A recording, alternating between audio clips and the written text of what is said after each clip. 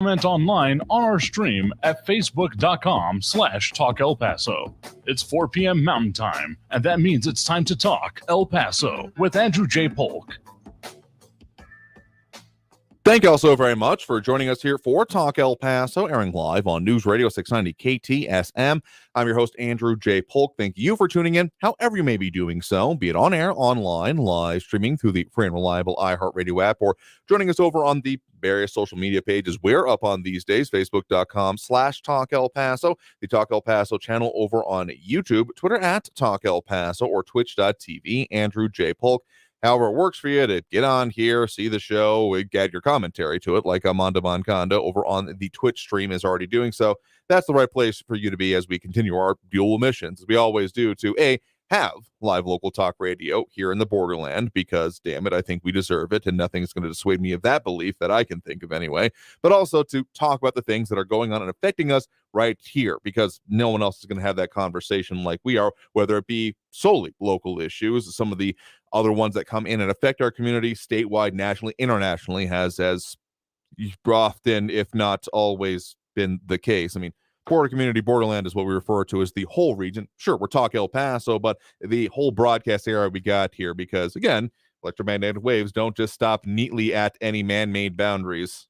Well, that's what we're covering, what we get into here. So we also have Ida Beza Gardner with the high and the wave over on our social media. And so a bunch of things going on in our region. It was being covered by our news partners at KFOX 14 yesterday, but a little bit more clarity today on the impact on some regional infrastructure, particularly some of those important interchanges between I-10 and I-25 just north of us in the land of enchantment. So speaking about that regional focus, that a bit of the actual bridge that is the connection there going to be closed for weeks, could be closed for weeks, and kind of is expected to at this point after a vehicle fire underneath it, or I guess it was technically on top of it in this case here, but it got a lot of fire and damage therefore being seen to the bridge. So issues, and could have further impacts, and some of the infrastructure questions about it, including fire hydrants and their availability or lack thereof, maybe contributing to it. As we also have Marky Mandingo joining us. Good afternoon to you as well. And Willie Jenkins, hola, tu también, and a lot of stuff they're talking about. I was also, of course, I mean, we don't usually chase individual car crashes, crimes, etc., but whenever it starts involving even the specter of public corruption, yeah, we've talked about that at length. And this in particular, a couple of stories coming out end of this, well, like late yesterday, and 3 El Paso police officers arrested after a hit-and-run incident in El Paso, and now essentially allegations of a cover-up being done as a part of that as well, including, of course, border security issues and things like that. Mondo Moncada also asking a follow-up question on the Las Cruces situation. I want to say so. Most of the actual information has been on what the response has been and what it'll take. So let me double check on that one. So that's at least part of what's going on here today. So we also have Austin Redfern with greetings to fellow Talk El Paso fans and asking if I've already cheesed anyone off today. Not just yet, but the show is young and the hours are young. And of course, we got some statewide things going on as well. I promised we talked a little bit more about, as much as the Texas legislative session is, this one has reached, maybe it's crescendo. I mean, technically they got the rest of this month to keep doing this, or the better chunk of it anyway. So if anything more ends up coming out, they've technically achieved the achievable goals that Texas Governor Greg Abbott put forth.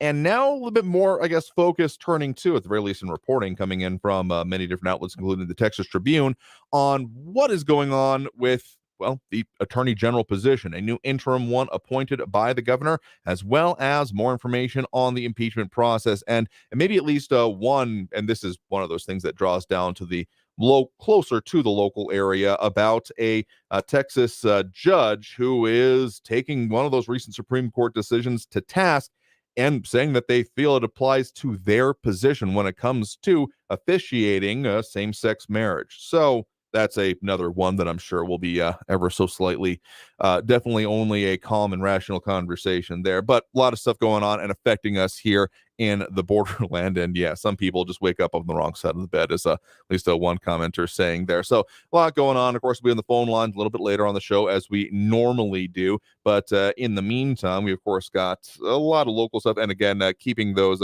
commentary going on there along with the rest of it. One of those border security issues, John Browson, and as we ended up speaking yesterday about the border barriers, but then Fred Marquez on that whole transportation issue, doing a kind of a deep cut, at least from this day. I mean, that's the original Mad Max, right? Remember the Night Rider when you look up at the night sky? Yeah, that's I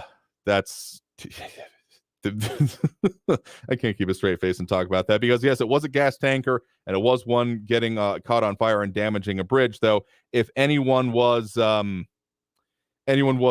trying to raid it, there's no implications that I'm aware of on this. So if we're in a Mad Max situation, I would want to know a lot more about this. But again, a couple of the updates from our news partners at KFOX 14 and the Las Cruces Bureau, specifically bridge closure expected for weeks after gasoline tanker crash at Las Cruces interchange. So they're talking about specifically the one that is the concrete on the I-10 and I-25 interchange right along Stern Drive was damaged. So this isn't a simple kind of like, it's not a access road. This is a major one of those interconnections that I'm sure there are going to be ways around, not being the most familiar with that stretch of concrete, so to speak, though I have done it on occasion, more at previous times. But I think the last time I was anywhere near that or driving around there was probably a year or two ago at best, if not a little bit longer. But a spokesperson specifically with NMDOT, the New Mexico Department of Transportation. Yeah, we often talk about TxDOT, but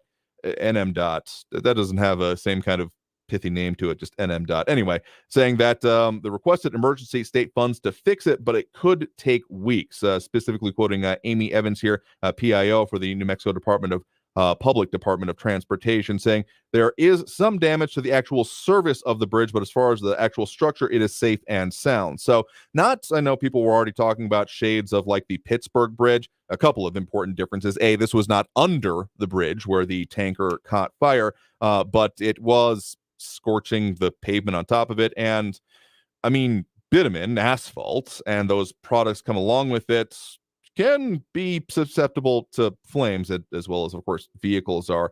And actually more of the 911 calls actually also being played with this, saying that the caller reported, the one who reported the actual crash happening, saying, quote, "It's just a semi. He flipped over. I think he went too fast." So speed being attributed to that situation. And that, so anyone traveling I-10 East trying to turn on I-25 North will have to detour to the University or the Mesquite exit. So it's not a shutdown situation. It's not on I-10 proper, though it does have, I mean, there could be potential impacts, or I-25, potential impacts to the passover of it.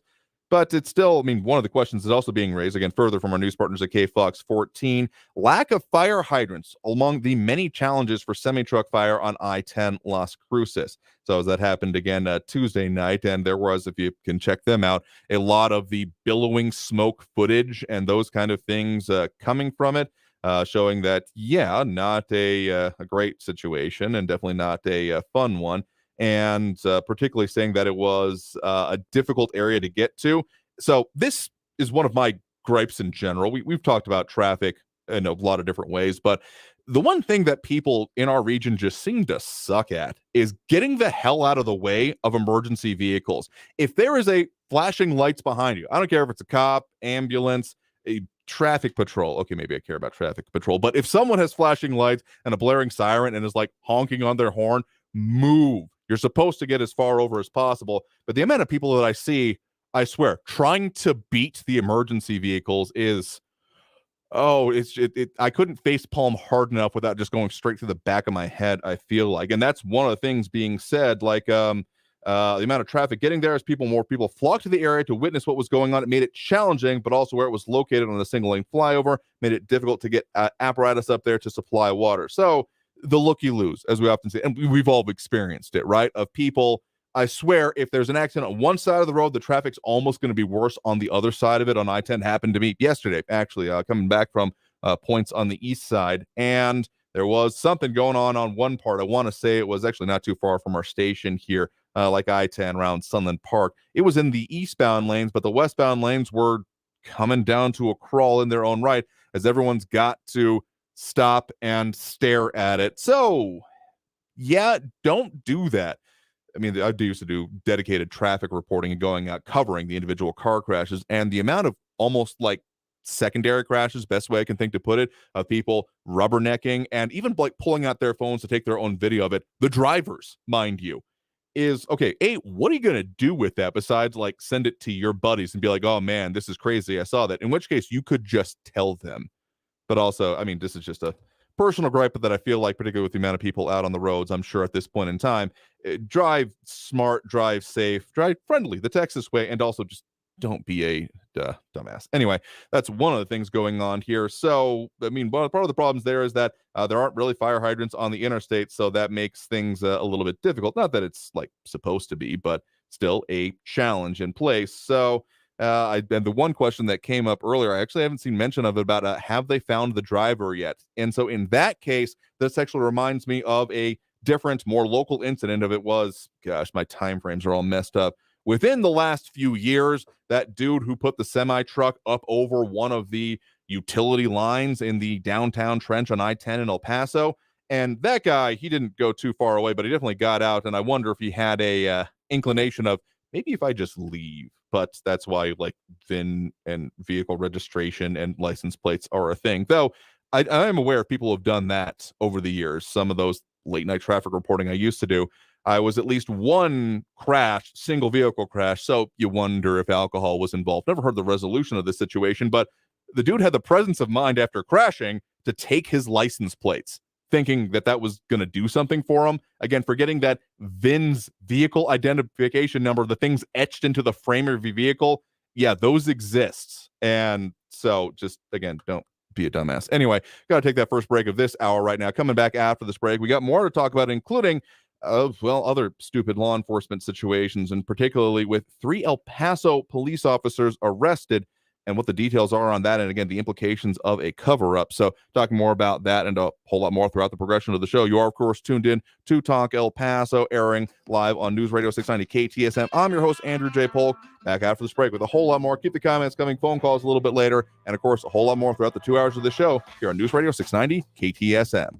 Don't go anywhere.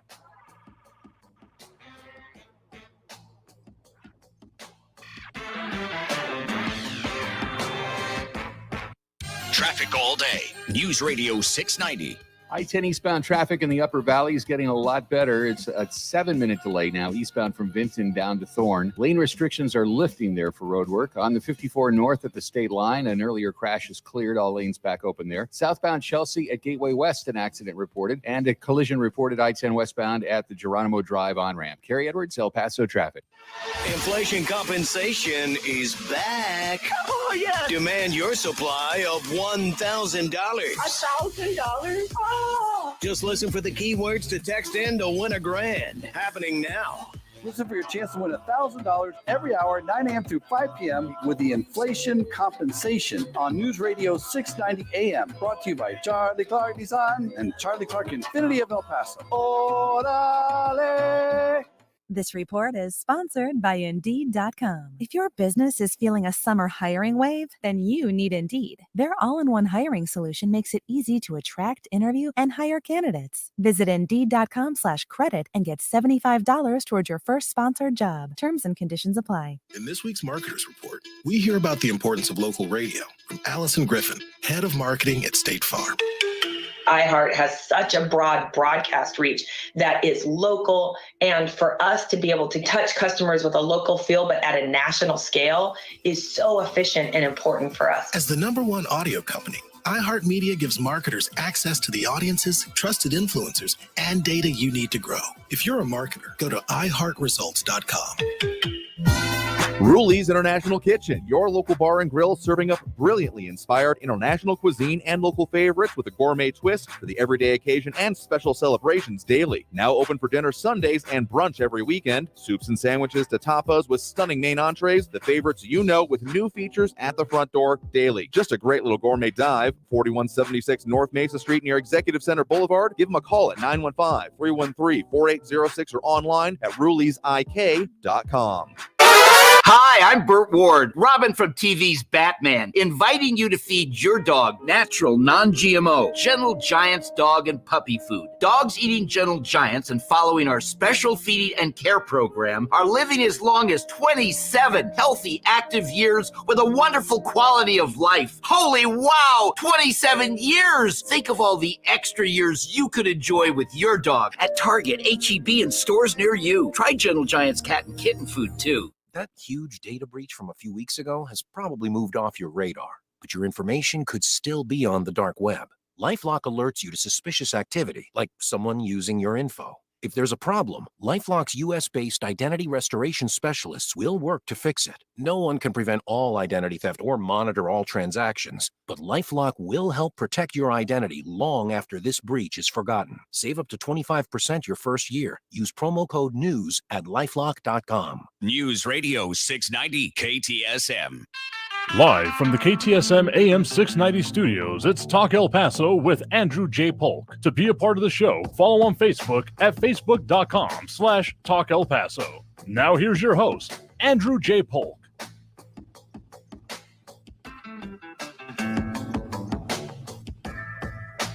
Thank you all so very much for joining us here for Talk El Paso, airing live on News Radio 690 KTSM. I'm your host, Andrew J. Polk. Thank you for tuning in, however you may be doing so, be it on air, online, live streaming through the free and reliable iHeartRadio app, or joining us over on the various social media pages. We're up on these days: Facebook, YouTube, Twitter, and Twitch.tv, either under Talk El Paso or Andrew J. Polk. And those dropping those likes and reacts that we do appreciate, because it helps us with all those algorithmic things. On Helder, Fred Marquez, Marky Mandingo, Robbie Flores, Ida Beza Gardner, and Monica Cervantes.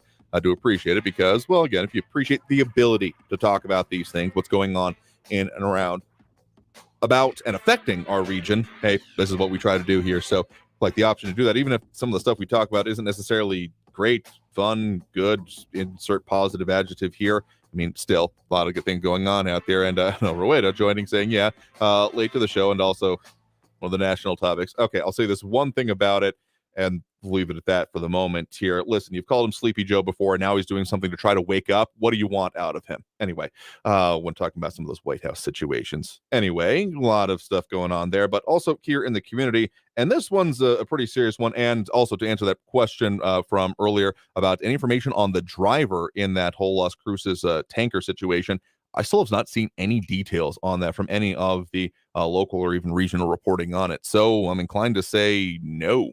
Not yet, though. Yeah, not going to be a great situation. So, as much as we don't chase like individual stories and things going on, this one, because of the further implications that come along with it, is pretty serious. So, the story coming out just after we were off air yesterday from our news partners at KFOX 14, 3 El Paso police officers arrested after a hit-and-run incident in central El Paso. Saying specifically that Isaac Menchaca, Enrique David Mendoza, and Aaron Poblano, and their mugshots being released after an incident that happened on the 3600 block of East Yandell on March 5th of last year, and an investigation coming from it, that the investigation determined that Menchaca struck 2 vehicles that were properly parked and then fled the scene of the accident, and that Poblano and Mendoza both arrived after the fact and assisted Menchaca with leaving, officials said, and that this occurred while the officers were off duty, and arrest warrants were obtained for them after the cases were reviewed by the district attorney's offices. El Paso Police Department saying that these officers have been placed on administrative duty and that they take all misconduct allegations seriously and say against this personnel and will investigating it accordingly. So more of the details now coming out today, again, further being reported by our news partners at KFOX 14, that again, with those officers arrested, the affidavits being procured by them, our news partners there, saying that that Menchaca was the officer involved in the crash, and the other officers, Mendoza and Poblano, tried to prevent Menchaca from getting arrested. So again, March 5th of 2022, and that Menchaca specifically was driving a 2017 gray Dodge 2017 Ram when he swerved and sideswiped a blue 2017 GMC Terrain, which was parked on the side of the street. So that one actually happening in a slightly different location on the 3000 block of Tularosa.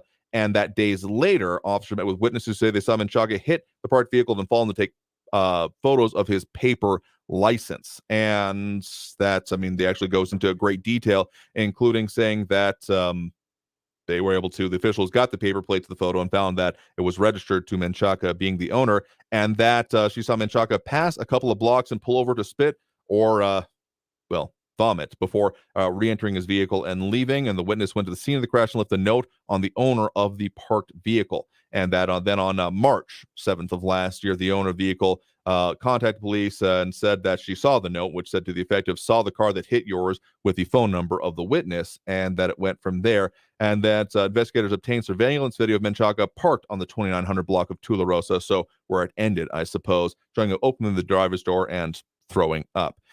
And that the arrest report say Menchaca had been involved in another hit and run on the 3600 block of East Yandell, and that Officer Mendoza is accused of trying to impede Menchaca's arrest, specifically saying that Mendoza arrived at the scene of the crash and put Menchaca in the vehicle of another friend and drove him away from the scene before because he was afraid that Menchaca would be arrested. Mendoza is also accused of asking the officer who was on duty at the time of the crash, quote, if they could do a favor for a fellow officer. And that Officer Poblano is accused of driving to the scene of the crash and driving Menchaca back to the bar and trying to have Menchaca's vehicle towed.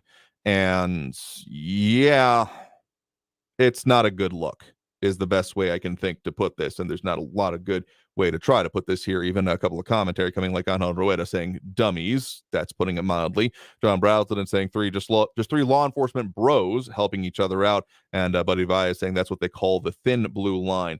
And again, as much as we don't usually record on individual crashes, things like that, or even necessarily court cases, the implications of this can go a bit further, because that's one of the things about having a general support of law enforcement, is that you do also have to hold them to a standard. And if you're not holding to a standard, just saying, well, no matter what, it's fine what they do, given the awesome responsibilities and powers that these individuals have been charged with and given over us individually, and the ability to potentially upend our lives if not being done right, the things and the requirements, and again, the misconduct investigation, very happy that the El Paso Police Department is saying they're taking this seriously and have put them on leave, because anything less, if this were to be, say, swept under the rug, or say like, no, it's not that serious, that puts and impugns public faith and trust in the institution as a whole. It's not a good thing.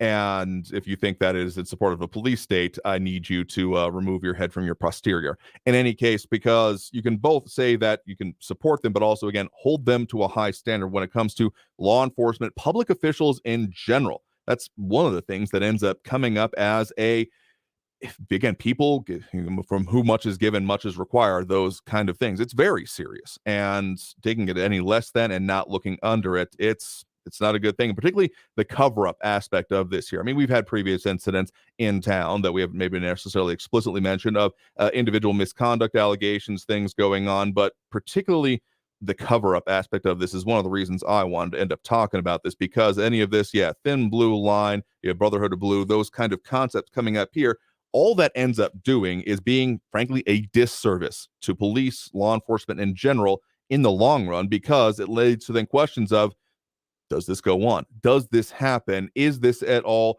a frequent occurrence? And therefore, again, impugns public trust in the institution and makes it so that people in this community may not, I mean, we already have recruiting crises going on with this, and not even just locally, but across the country. I mean, the other series that are news partners of KFOX 14 that we've mentioned previously, maybe we'll get them in to talk a little bit more in depth about the current recruiting class going on with the El Paso Police Department and the challenges that have come with it.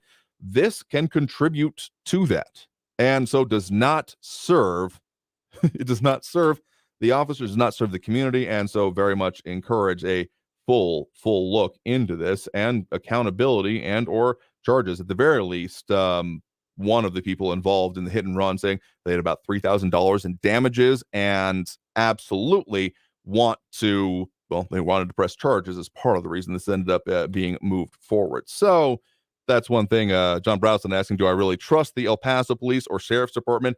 We need to be able to. Let me put it that way, because if we don't, I have not had any. I mean, I had a traffic ticket that I ended up fighting in courts, and like a crash that wasn't even here, also not at fault, thankfully. But I mean, seriously, we need to be able to trust it, because if you can't, what the hell are we doing? Among other things, the idea of protect and serve, as much as it may not be an actual enforceable part. It's a slogan, not an actual law. If we don't have that faith in it, I mean, I would say in general that relations between the community and police here in El Paso, outside of we've had a few callers in the past that have specific issues or problems with particularly individual, but sometimes management of the police department. And there have, of course, been other questions that have been raised recently, including before city council and investigations on to misconduct, sexual harassment, those kind of things. And as was said by, again, the outlet for that article we were talking about, El Paso Matters, and again, Bob Moore, the founder and CEO of the same, that this it's not just a problem for the community, it actively hurts law enforcement in general, because if these things aren't, again, the standard achieved, held up to, then the standard means that much less. And that's why, I mean, there's a lot of accountability that needs to come into this. And without having that, again, that public trust just erodes, and it makes both their job harder and, I would argue, our community less safe.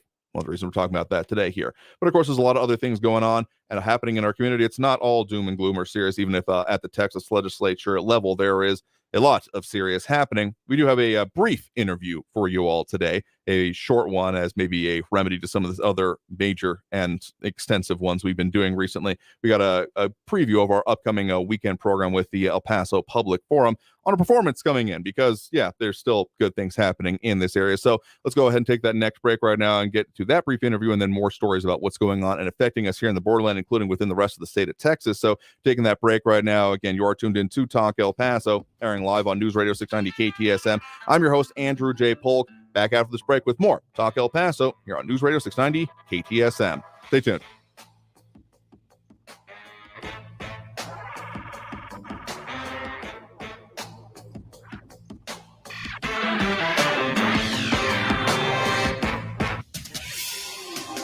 El Paso's News Radio 690 KTSM.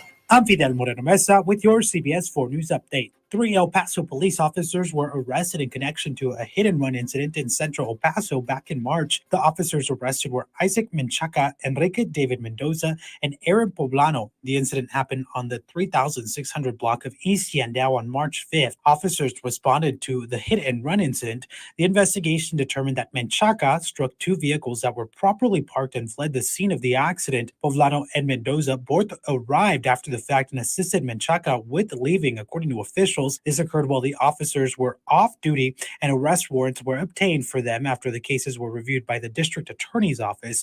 The officers have been placed on administrative duty. The El Paso Police Department says that they take all misconduct allegations seriously against its personnel and will investigate accordingly. For more news headlines, head to our website at cbs4local.com. I'm Fidel Moreno Mesa with your CBS 4 News Update. News Radio 690. Traffic all day.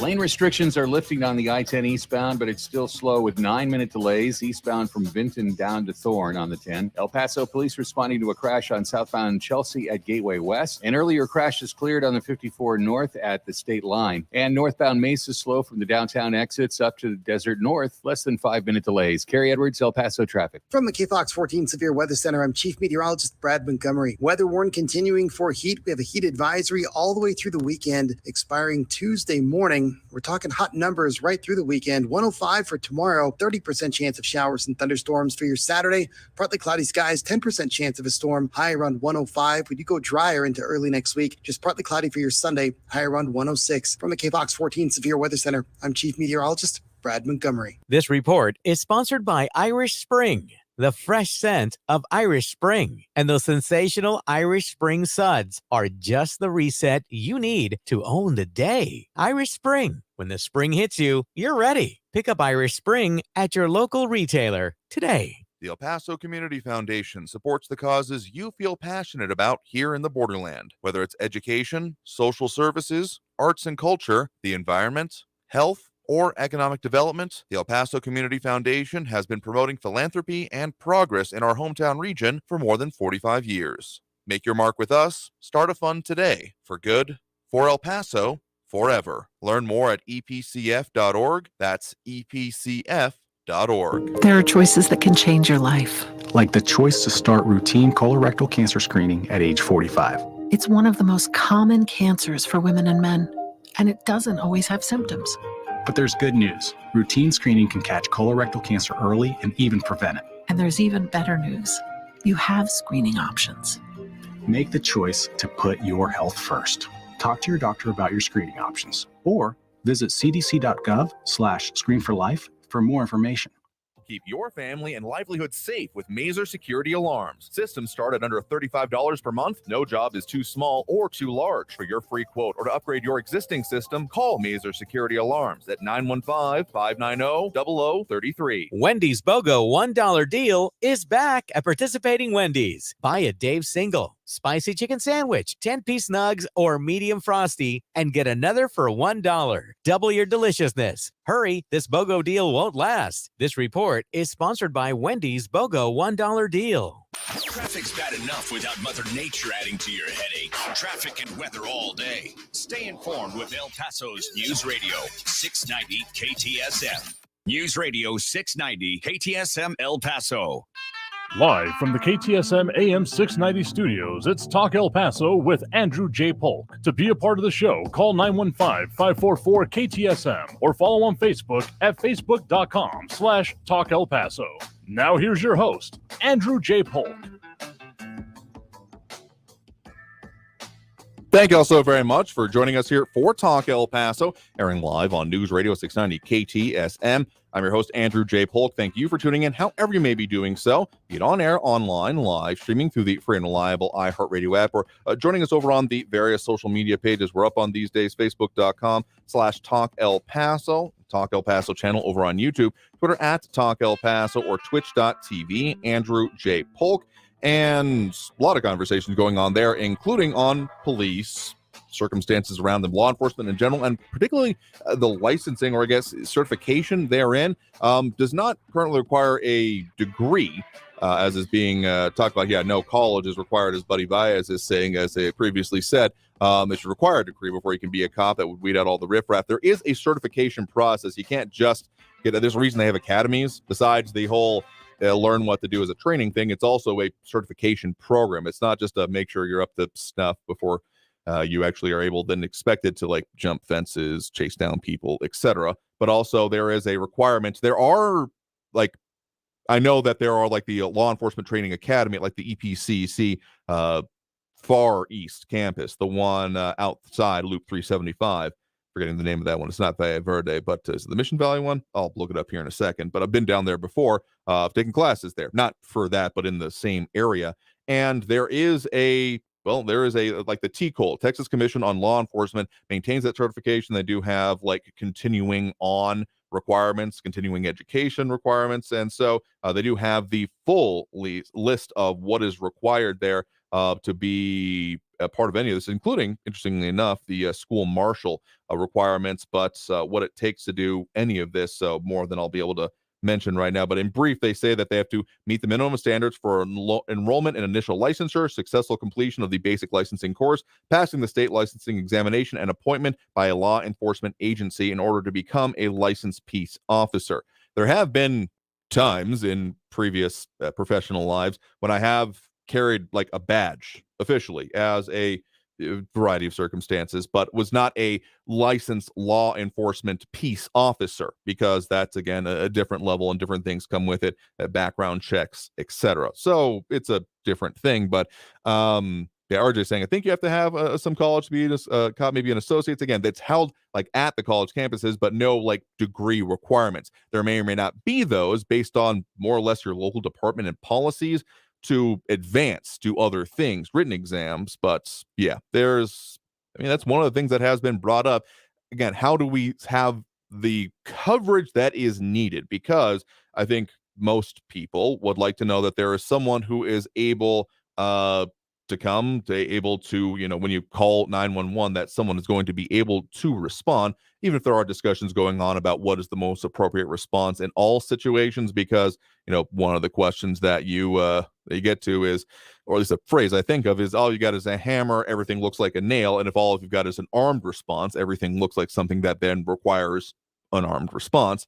So there's questions that are reasonable to ask in this process. But then also the question on the flip side of it is, and frankly, it's a delicate balancing act that I'm not sure has been achieved in this community, at the very least to the satisfaction of all of them, is what do you do about too high of standards that you don't get enough applicants to do it, to still be doing the basic duties that you need? This is not at all an argument to saying that there should not be high standards, but where does the balance then lie between having services available versus having those qualified? I guess I do tend to come down on the idea of a phrase that was had during some of the previous yesteryears discussions that were happening before city council, among other things, on recruitment levels, even back, better part of a decade ago at this point, that a bad officer is worse than no officer.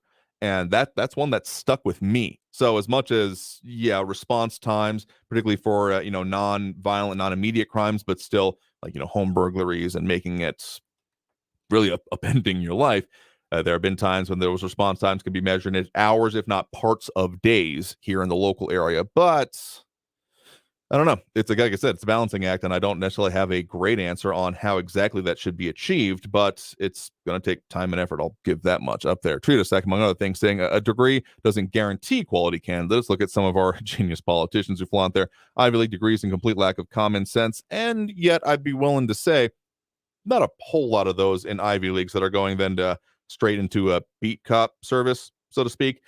I mean, I'm sure there is someone out there, given the span of human time and existence, but I'd be very surprised if that's the immediate career path being chosen. At the very least, Daddy would probably be disappointed if that was the case of his legacy son doing that there. So there's a lot going into that there. And one other thing I want to mention about what's going on state-wise, because did promise that this would be something we mentioned here, new out today, quoting from the Texas Tribune here. Harriet O'Neill, former GOP justice on Texas Supreme Court, joins impeachment prosecutors against Ken Paxton. So we had talked previously about how there is the House managers of the impeachment process, again, against embattled, now removed or temporarily, that's the correct phrase. He's been impeached, and so he is currently not holding the office, even though he still has the title there of Attorney General for Texas, that of Ken Paxton. There is some of the movement that's been going on. Again, a new interim Attorney General has been appointed here in Texas. Governor Greg Abbott announcing that Angela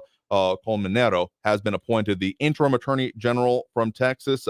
He was the Deputy Chief of Staff to the governor previously, and comes over from the I believe it was the Deputy Attorney General in Texas was the one that had taken it over. So that's part of it. And so the actual managers, I know people were saying, isn't that a conflict of interest? If any of the managers, any of the actual elected officials will be doing it, they won't be actually doing the prosecuting, the presentation of the case within the Texas Senate, as that one, similarly to how impeachment happens nationally, that case will be progressing then and be decided by Texas state senators.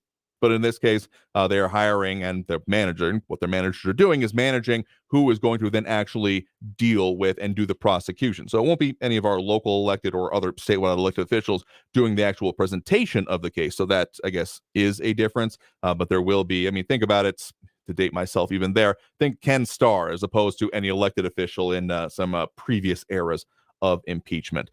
I did mention that we do have a quick interview for you today, because as there are very serious and important things going on in and around our area, and we'll continue talking about them.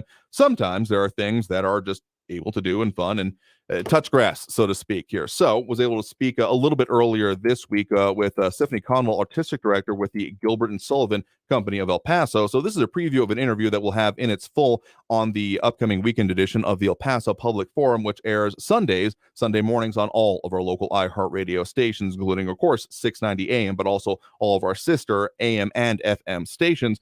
And so I was able to speak with her briefly about their upcoming season and, well, how people can go out and enjoy it. So this is a brief one, just as I guess is a refreshing change from our marathon interviews we've been having lately. We'll talk more about that here in a bit. So here is that interview.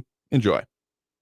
Joining me now, we have Stephanie Conwell, Artistic Director for the Gilbert and Sullivan Company of El Paso. Thank you very much for joining us today. Thank you for having me today. Absolutely happy to have you all on, because it is coming that time of the season in which you all are back again putting on performances, and you have your performance schedule for your upcoming particular selection for this year from the Gilbert and Sullivan repertoire, right? Right. Our selection this year, our 54th season, is called Ready Gore, or the witch's curse. Mhm. Ruddy Gore basically translates to red blood. So Okay. this one is sort of a supernatural show. During the time period that this was written in Victorian England, there was a lot of interest in the supernatural and the occult. This is Okay. when people were having seances and things like Dracula and Frankenstein were written. Sir Arthur Okay. Conan Doyle was writing Sherlock Holmes instead of the locked room mysteries. A Christmas Carol with the ghosts. All of those things were going on. So this is Gilbert and Sullivan's take on the supernatural. But of course, being Gilbert and Sullivan, it's very lighthearted, kind of tongue in cheek. Sort of a little bit of melodrama there. There's a beautiful girl and a young boy, and they're in love, but the evil guy's trying to come between them, as usual in Gilbert and Sullivan. But everything works out right in the end. So So not quite satire, but from the modern lens, it can sometimes seem like that. Most of the time, Gilbert was writing satire. Sullivan was writing beautiful music, and Gilbert was writing satire, and somehow they worked together. Fair enough here. So, of course, you all get performances this year going to be happening at St. Mark's United Methodist Church, 5005 Love Road, El Paso, Texas. You're going to have performances a couple of weekends here in El Paso, basically July 21st, 22nd, 23rd, and then again July 28th, 29th, and 30th, with Friday and Saturday performances being 7 p.m. and Sunday at 2:30. And then you'll also be doing a little bit at the start of next month, August 5th and 6th, at the Black Box Theater at 430 North Main Street in Las Cruces, right? Right. August, as you said, 5th and 6th, and that'll be I believe our 21st season at the Black Box Theater. So been doing some of this a while. This is actually the 5th or 6th time the company's done this show in 50 some odd years. So I mean, once you start doing it for that long, you have a little bit of overlap, because for those that aren't familiar, those who may have missed us when we've talked about this in many years past, or have kind of forgotten about it as there was a hiatus in this, as there were many different types of things in recent years. What is the Gilbert and Sullivan Company of El Paso? The Gilbert and Sullivan Company performs Gilbert and Sullivan operettas. Gilbert and Sullivan started writing in about 1870 or so. They were pre-Lerner and Loewe, pre-Rodgers and Hammerstein. They were really the grandfathers of what we think of as Broadway sort of musical theater in general. Right. They wrote satire, as you said, although it was written in operatic style, but not opera like you think about it, very glum, and it's comic opera. It's in English. It's silly. It's supposed to be fun. You're supposed to laugh and applaud. You don't have to sit there and have your nose in the air the whole time. It's just a lot of fun to perform and to listen to. Do they exist before, or are their contribution to the trope at all of hearing a lot lately of not over till the fat lady sings? There's generally in Gilbert and Sullivan. Well, the story goes that Gilbert was kidnapped as a child. Wow. And then they brought him back, and they're never sure quite why they brought him back, but it was supposedly his nanny's fault that she wasn't watching him. So always in Gilbert and Sullivan, there's an older woman character that he treats very badly. And so I'm sure that at least maybe does go into that trope somewhat of the fat lady and the stupid person, stupid female, older in there somewhere. So that may in fact be in there somewhere. It may be a contributor to the way it's a common phrase these days, but otherwise, I mean, they had quite the repertoire that they developed, and you all have been, again, putting this on for, as you mentioned, this is the 54th season. Well, and I've read they have never been out of production worldwide since they started. There is a Gilbert and Sullivan operetta going on somewhere 365 days a year, basically worldwide. And there's a Facebook page for Gilbert and Sullivan Companies and Gilbert and Sullivan Admirers. There's always something going on somewhere in the world. So they are still a very relevant art form even today. So with this one particular, why the selection of this one? Besides, it's got its due. It's time for it now, as you call cycle through the ones that. How many did they end up producing overall? They wrote about 14. Their last 2 or 3 aren't generally done because they're not as interesting. They got to the point where they didn't work well together. The very first one, the music has been lost, so it leaves about 10 or so that are really doable. We've done most of those. One of them we've only done once, but the rest of them, as I say, this is our 4th or 5th outing with this one. It was basically time, but the cast really likes this one because of the occult and the supernatural. People who do and appreciate Gilbert and Sullivan seem to be very bright and well-read, and so this for some reason sparks their imagination, and they really like to do this show. And the mild poking of fun at the subject overall. Of course, yes. That again is Stephanie Conwell, again the one of the people with the Gilbert and Sullivan Company of El Paso. So that full interview preview, and doing a slightly shorter one since we've had some feedback on our longer ones of recent of what's going on and some of the things going on in El Paso. Because as much as we definitely focus on the things important and needing to be talked about here, just as a reminder, there's a lot of also good and less serious going on as well. Sometimes important to remember that. But with that, we'll go ahead and got to take that next break right now. We'll go ahead and open up those phone lines as we usually do at this point during the program. So if you want to get on the line, add your 2 cents on the topics and the many things we've been talking about here today, and again, the things affecting us here in the borderland, the number, of course, to do so is 915-544-5876, 915-544-KTSM. Back after this break with more Talk El Paso here on News Radio 690 KTSM. Stay tuned.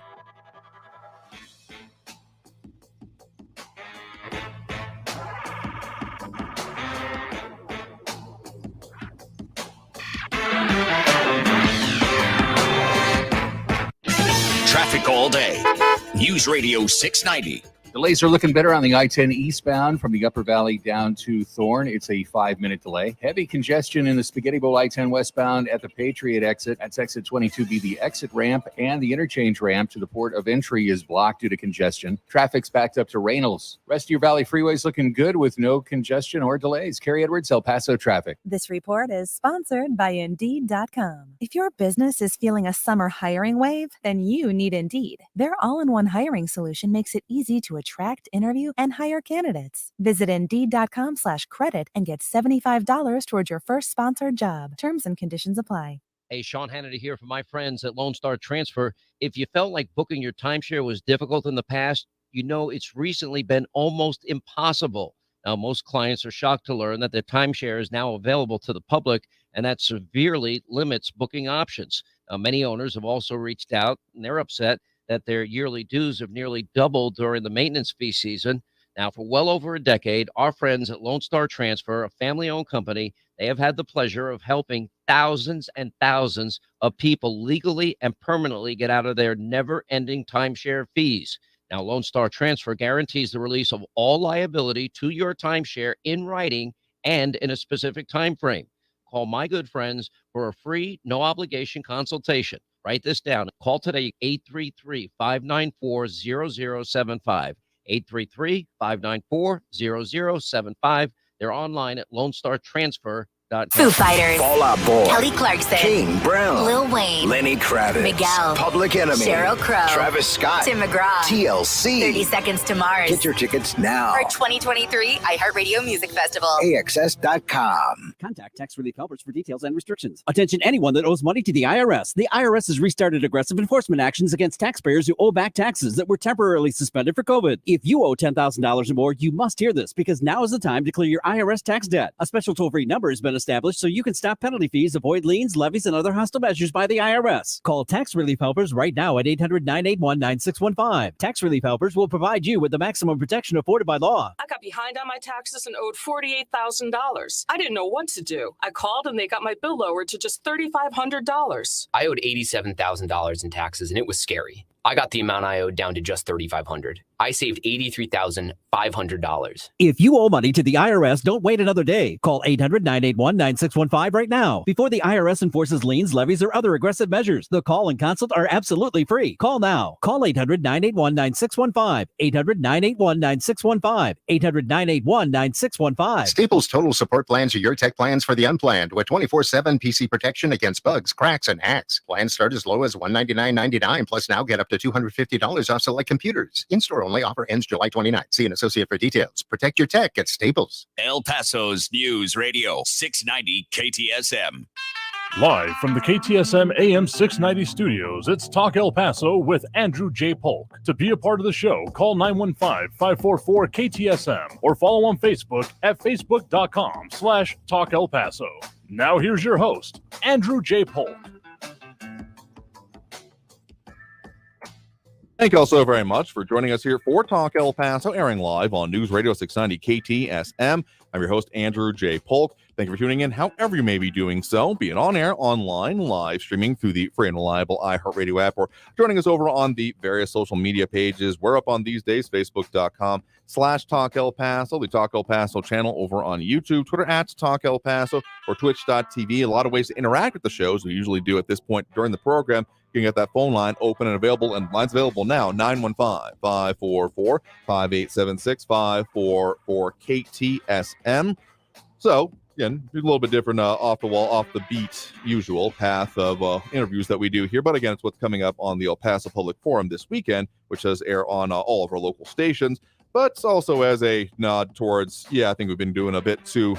Okay, I obviously am interested, able to, and like to hear from people at length and ways. So we're looking to maybe make a change towards if our interviews are getting a bit too long, we still want to present all of it. So posting the entirety of them online is a way we've done it in the past, as opposed to trying to get all of it on air if it went a little bit out of hand. So putting that forth is a change we're going to be made. But I do want to put forth one idea, a question that I've been getting from feedback from y'all, is that, of course, we do have on this airwaves some frequent flyers, shall we say, and people who do call in. And I mean, that's the format and the way we have been on. We are here and available for those that are willing to participate, willing to add their 2 cents, and whatever way works. We've had a lot of people move over online. Actually, I think we hit a couple thousand in the previous week of people uniquely lurking on this kind of thing. Not lurking, but also posting. But if you just want to watch, that's fine too. But I will say that I'm wondering if we do need to look at a slight change in policy of Fridays are always going to remain Fridays, and we'll take on everything that's going on with it. Fridays are as close to sacrosanct as we get, but during the rest of the day, that particularly of things that are, well, let's just say that may have a once every other day kind of rule. I don't know. That's just something I wanted to put out there. And just as since we only got a minute or two here before we hit that next break, you want to bring that up before we go ahead, and we will get into those phone calls as we normally do. So other commentary coming in off air was including the airway and Montana, particularly the line striping being messed up. I was driving through that today, and it's a very messed up area. But we'll talk more about that and some other situations going on the road and some other questions going on and issues some people in our audience are reporting from happening in the community. But we'll do that after we get to the top of the hour here. So taking that break right now. Again, if you want to get on that line, that number to do so, 915-544-5876, 544-KTSM. Back after this break with more Talk El Paso here on News Radio 690 KTSM. Don't go anywhere.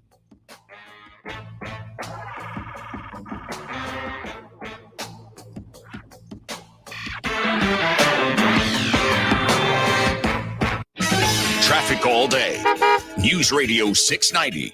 Just some heavy congestion, I-10 westbound at the Patriot exit 22B. The exit ramp and the right interchange ramp to the port of entry is blocked due to heavy congestion. Delays that almost disappeared on the I-10 eastbound from Vinton down to Thorn. Less than 5-minute delays on Mesa Street northbound from the downtown exits up to Desert North. Carrie Edwards, El Paso traffic. If you're suffering and there's a safe, natural, easy-to-use solution to help make you feel better, wouldn't you at least want to try it? That's why millions of people use Navage nasal care to help relieve their symptoms of sinus congestion, allergies, snoring, and other nasal-related problems. I'm Martin Hoke, and I invented Navage to make cleaning your nose easy. Navage uses powered suction to pull saline in one nostril, around the back of the nose, and out the other nostril, helping flush out everything that makes you miserable. Nearly 4 million people use Navage to breathe better, sleep deeper, snore less, and feel healthier. People like Candace, a verified Navage user who writes, "This is the greatest invention ever made. I truly can't believe the difference and the relief it has made in my sinus problems. Thank you," unquote. Navage is the safe, drug-free solution you've been looking for. Available at Walmart, CVS, Walgreens, Rite Aid, Target, and Navage.com.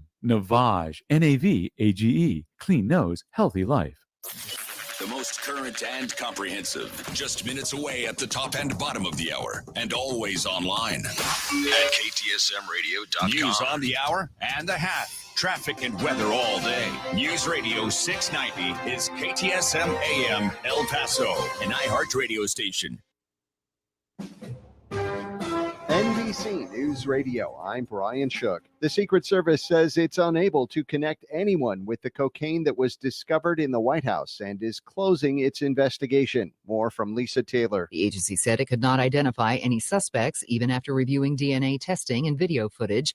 A Secret Service agent discovered the small plastic bag of cocaine on July 2nd in a storage cubby. A lengthy heat wave in the Southwest is expected to get worse before it gets better.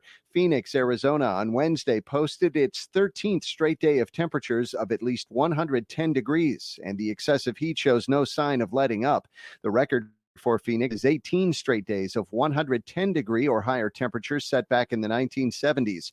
Forecasters predict the city will break that record next week. The Screen Actors Guild and the American Federation of Television and Radio Artists held a news conference Thursday at its Los Angeles headquarters to announce the union has approved a strike against the Alliance of Motion Picture and Television Producers. SAG-AFTRA lead negotiator Duncan Crabtree Ireland says the strike begins at midnight tonight. Because the AMPTP remains unwilling to offer a fair deal essential to protecting the livelihoods of working actors and performers, SAG-AFTRA's national board unanimously voted to issue a strike order against the studios and streamers. The Hollywood studios say they have addressed all of the union's concerns and have offered generous solutions. The union wants compensation models restructured to accommodate emerging technology, including streaming and the expectation of self-recorded auditions.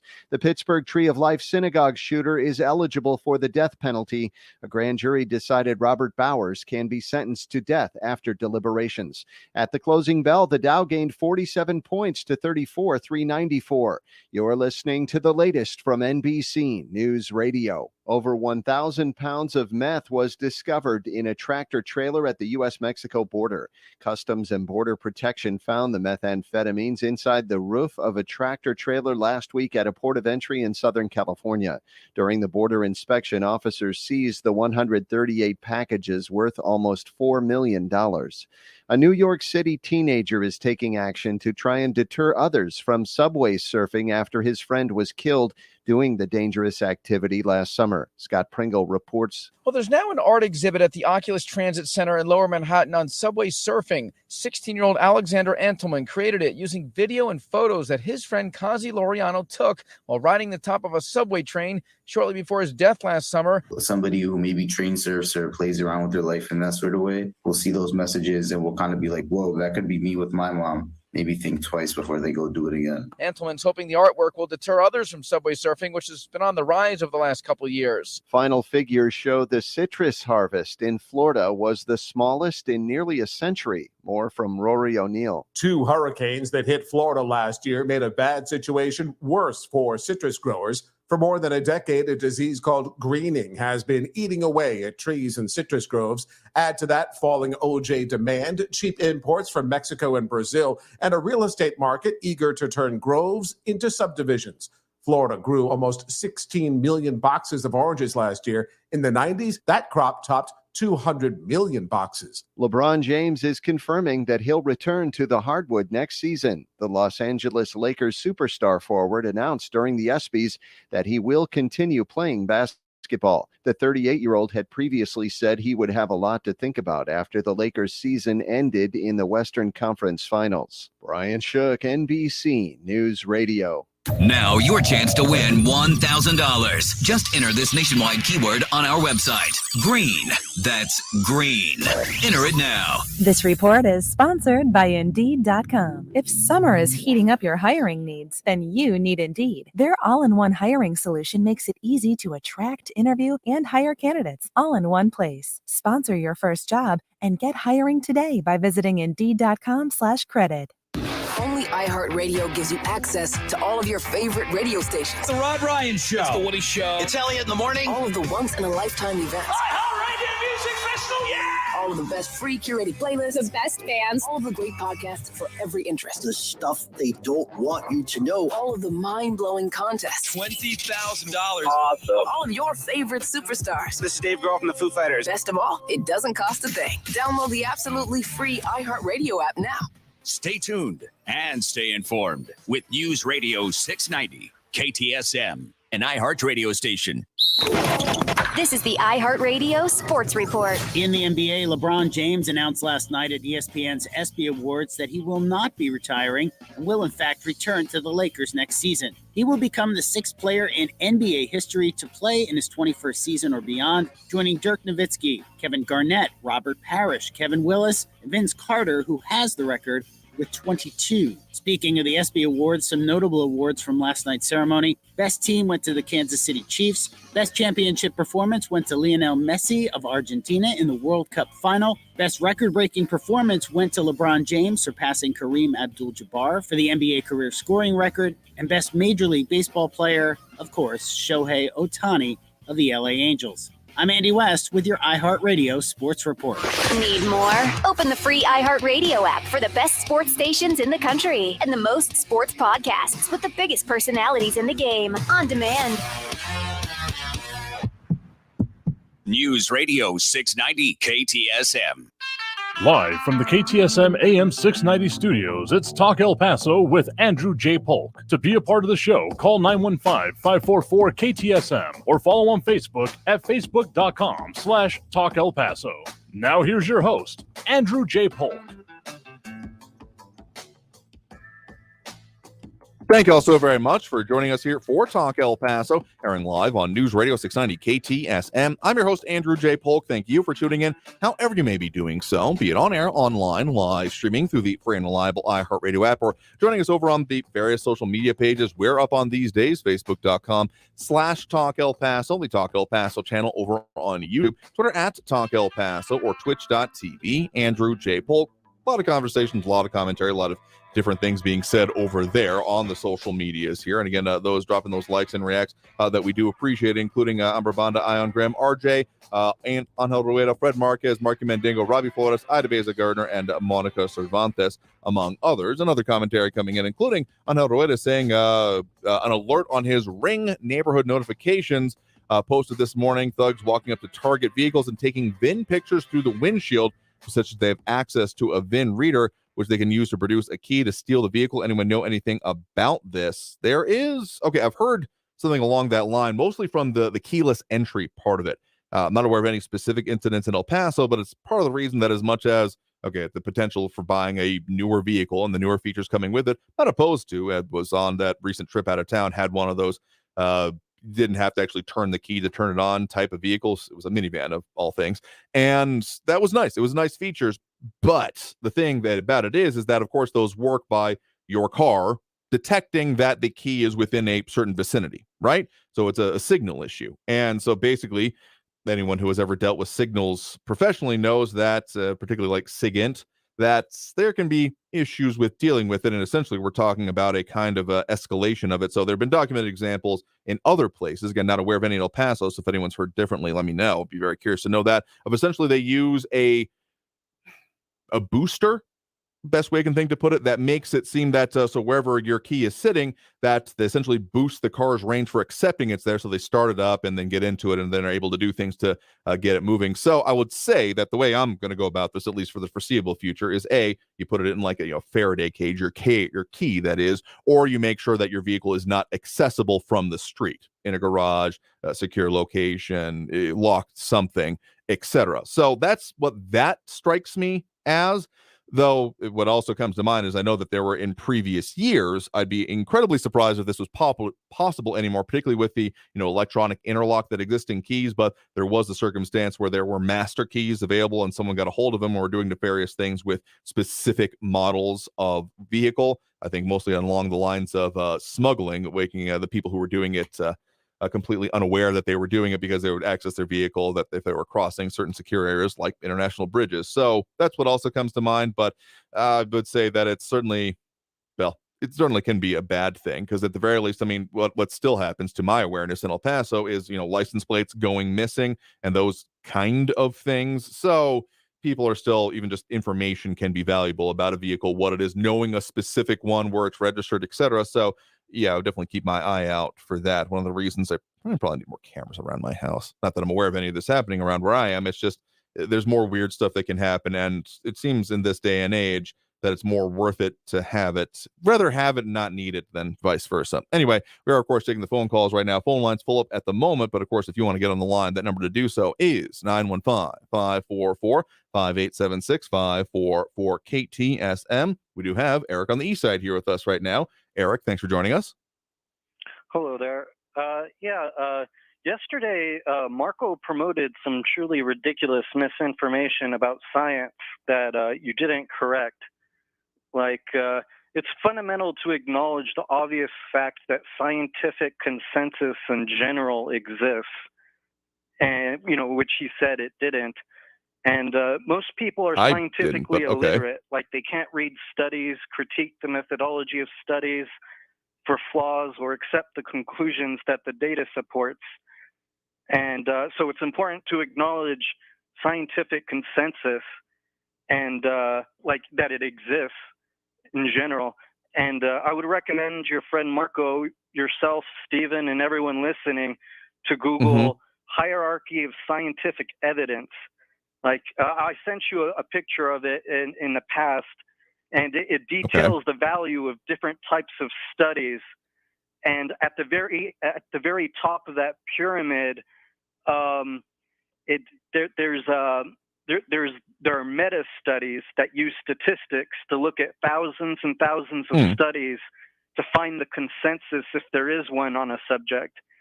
And it's useful to understand meta studies to understand how much debate there is among the experts.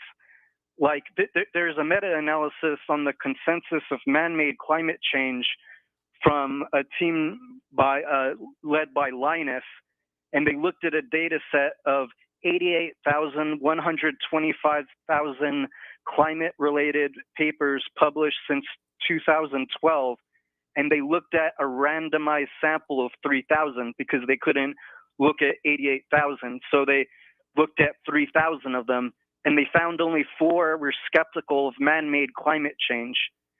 Only 4 out of the 3,000 from that data set.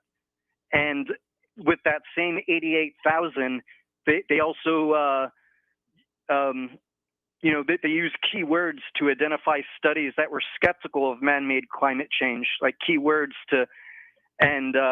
they found only 28 studies that were either implicitly or explicitly skeptical of man-made climate change. So more than 99% of climate-related papers published supported that man-made climate change is real. And, there's study after study that generates this consensus, using statistics. And if you were to look at this other one that's highly popular, that's also cited by NASA, from Cook, they look at 4,014 research papers that took a position on the cause of recent global warming. And a survey of 2,412 of those authors produced 97% consensus on the matter, that man-made climate change is the driving force behind it. And then another one led by Myers, they surveyed 2,780 geological science faculty members ranging in expertise. Among those with high expertise, as defined by those who each published 20 plus peer-reviewed papers on climate change between 2015 and 2019, there was 100% agreement that the Earth is warming mostly because of human activity. These are important. This consensus and where it comes from, it's important to realize where it's coming from, and acknowledging man-made climate change is real and a driving force in warming trends, that it's settled science, and that there's no legitimate debate among climate experts, is not playing the blame game as you described. And it's not it's the very first and most important step to producing solutions and getting public to take action on the most important issue facing humanity. That's not even hyperbole. And the first step to combating any problem is to acknowledge its cause. And so that's common sense. So we shouldn't shy away from acknowledging the causes of problems because a fraction of people are going to seek punitive damages. As you suggested yesterday, you don't want to look at the causes because some people are going to go after oil companies and the billionaires in the energy sector. That's just a fraction. That should be our last concern. Our main concern should be discouraging and incentivizing these companies. We should be discouraging these practices that are causing this climate change that settled science has agreed upon. If to say that we should just not look at the causes because of some people wanting to go after, these companies, that's just not rational policy analysis or problem solving. So I'm going to say something here that you probably have something interesting to say back to it here, but I actually tend to agree with you on a lot of these points here about the way the studies have been done and about this. I will say this, that the dogmatic aspects of it's settled science, you just have to accept it, kind of goes against the whole scientific method and theory about it being, provable, repeatable, and therefore also understandable. And also concepts about the line of that if you can't clearly communicate an idea, do you truly have a good understanding of it on itself here? But let me just put it this way. I mean, I've read many of these similar things. One part that strikes me, though, is that in a lot of these studies is what is being talked about is not about stopping it, not about really being able to reverse it in any real substantive way. At the very least, not with current technology, with current ways it could be done here. So yeah, I'm looking more at the back end of it because that's the part of debate that I think is viable and possible at this point. So about what can be done about it is, okay, there's, certain goals that have been put forth along the lines of, okay, can we limit increases? I mean, that's what some of the Millennium Goals, the Paris Climate Accords, that's what their focuses have been on, a bit limiting emissions in order to see lesser rises, though I think most of what I've seen on that have been along the lines of we're trying to hold it to a minimum as opposed to stop it entirely. Not that it's necessarily outside of a realm of consideration, but that there has been no real, again, so you got one in front of me that I'm seeing the one you're talking about there from climate.nasa.gov. Their one entitled Scientific Consensus, Earth's Climate is Warming, et cetera, including the NASA Goddard Institute for Space Studies, among other things. But here's the thing. When it comes to that, I mean, sure, you have your standpoint on it, but if you're just saying that, well, we just have to do this and then we'll figure out the rest of it later, there are absolutely the people, not even just a small subset, but people in power, people in legal capacities, be it in elected officials or regulatory issues that are thinking along these same lines.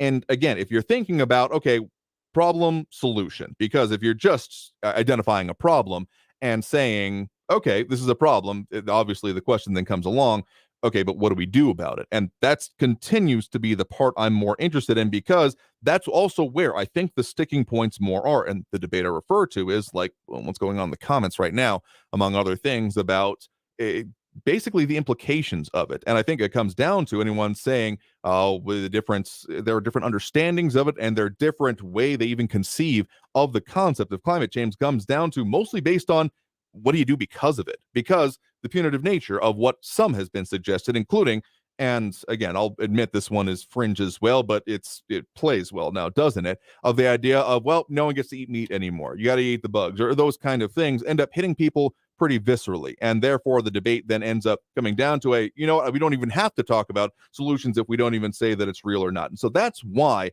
I connect these things, not because I'm thinking that, well, I don't like you, therefore I have to say you're wrong, but rather it's not productive. If you're just saying, well, here's the problem, and therefore you have to agree with me on the implementations of it, that's not how if anything in the last few years has proven something. Just saying, trust us, it'll work. That's not exactly a line that works anymore. And also, human psyche reacts like a wounded animal when you're giving it something that may contradict its worldview. That's if you're not acknowledging these kind of factors, particularly with the philosophy and more psychology, I guess, implications that come from that. Those aspects have to be recognized if you're actually wanting stuff to do. Otherwise, we just come down to berating people about saying, hey, you're bad and therefore you should agree with me, which again is a standpoint that never really works. I think you'd agree with me if you're being honest with yourself. Yeah, in order to fix problems, you have to acknowledge their causes. This is common sense. And you promote the idea that there's nothing that can be done by saying that there's debate on whether man-made climate change exists. When it's No, don't twist the words. You're very specific when you have me respond to or describe what you're saying here. So no, that's not what I said. And if you're going to keep doing this, we're going to move on, as we probably have to do anyway. So you had your chance here to actually talk about things, but if we're not going to do that, well, Friday's coming. Let's put it this way, that again, if you are wanting to say this is a problem, ultimately the way people work is, okay, so what are we going to do about it? And if you're just saying, well, it's just a problem, and then, well, but you have to agree with us on it. Again, it's you're taking these things separately, almost in a vacuum on their own, which is not how it works. Again, if you're just saying it's a problem, I mean, there's tons of people out there that said, oh, hey, yeah, that's a problem. You should do something about that. And I don't know about you, but whenever we're like in local organizations where that says, there's tons of people that'd be like, oh yeah, that's a problem. Yeah, someone should do something about that. And I'm not saying that this show has to be completely solutions oriented. I don't have the knowledge, expertise, or the wherewithal to make it work myself, though I will agree with some of the things like Buddy Vi is saying. Incentives work. Again, push versus pull a rope. If you're going to want to move something in a direction, people don't like to be herded. And if that's what we're getting towards as the implementations of it, which if you're going to ignore that part of it, I ain't got much for you, is, well, you're ignoring the problem in its own right, because you are saying that, well, the solutions don't really matter. You just have to acknowledge this and agree with me. That's just kind of dogmatic, and it's not actually discussion, among other things. So we got to take that break right now. Appreciate the actual discussion aspects of this that exist, even if you tended to fall right back on the I don't like what you're saying, therefore I'm going to mischaracterize that aspects of it here, but we'll take that next break right now. Get back to more of the phone calls on the line here. So if you want to add your 2 cents, add your own input on the line. The lines are available now. 915-544-5876, 915-544-KTSM. Back after this break with more Talk El Paso here on News Radio 690 KTSM. Stay tuned.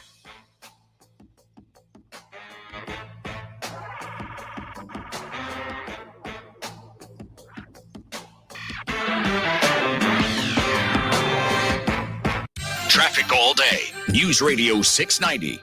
Just some heavy congestion, I-10 westbound at the Patriot exit 22B. The exit ramp and the right interchange ramp to the port of entry is blocked due to heavy congestion. Delays that almost disappeared on the I-10 eastbound from Vinton down to Thorn. Less than 5-minute delays on Mesa Street northbound from the downtown exits up to Desert North. Carrie Edwards, El Paso traffic. This report is sponsored by Indeed.com. If summer is heating up your hiring needs, then you need Indeed. Their all-in-one hiring solution makes it easy to attract, interview, and hire candidates all in one place. Sponsor your first job and get hiring today by visiting Indeed.com/credit. In today's Marketers Report, Kate Cronin, Chief Brand Officer of Moderna, weighs in on the speed of audio production.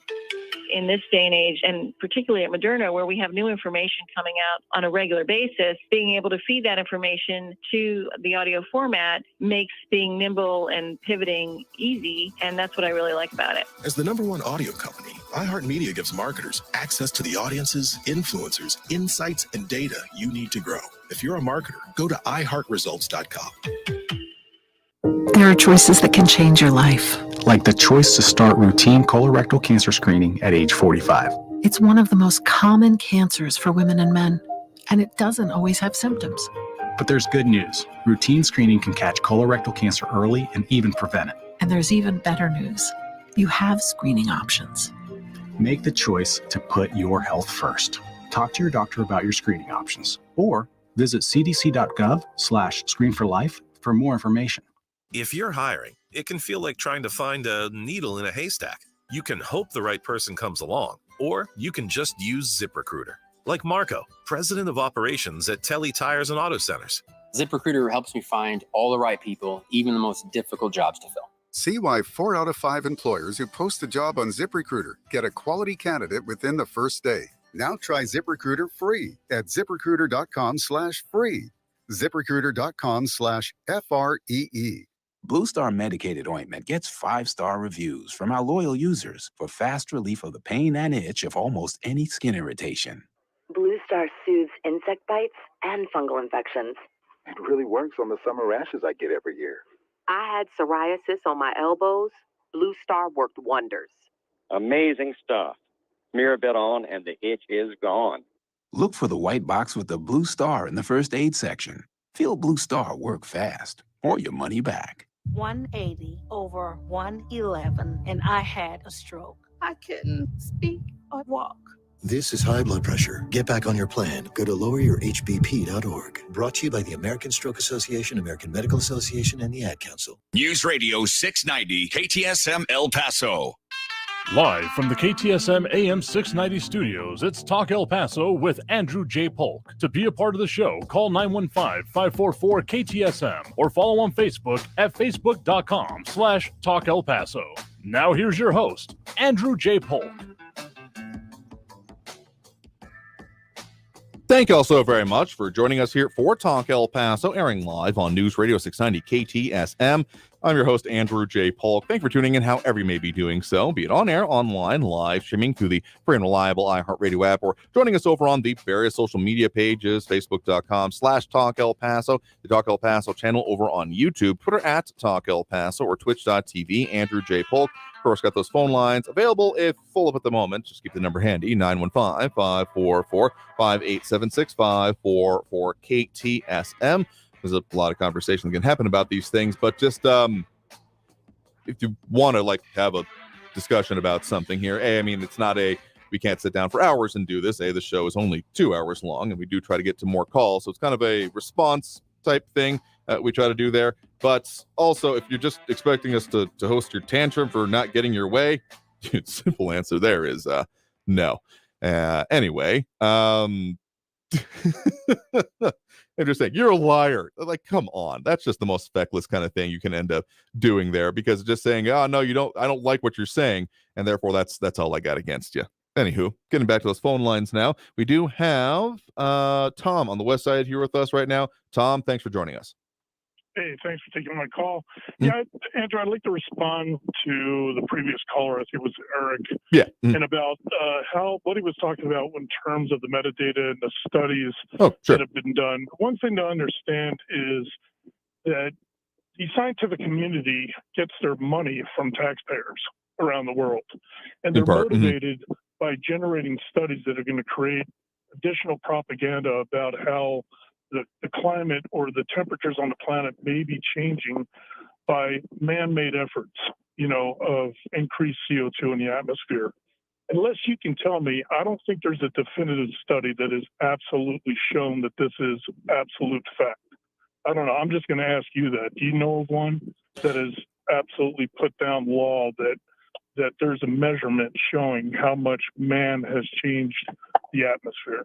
Not as much, because that's basically not how scientific studies work, right? A lot of people think, we're badly trained by movies and popular media to think that, one guy coming into a room wearing a lab coat will show exactly everything going wrong with it, and that's not how it works. Scientific studies often end up being very narrowly focused on a certain factor, like ice core drilling going on at the poles to see what has changed in certain ways with CO2. And so most of them, at the very least, there's a reason that these meta status happen, is going into and saying, okay, what have all these other things said? And is there a consensus that can be reached on an issue? So if you're trying to say that, does one study say definitively of these things?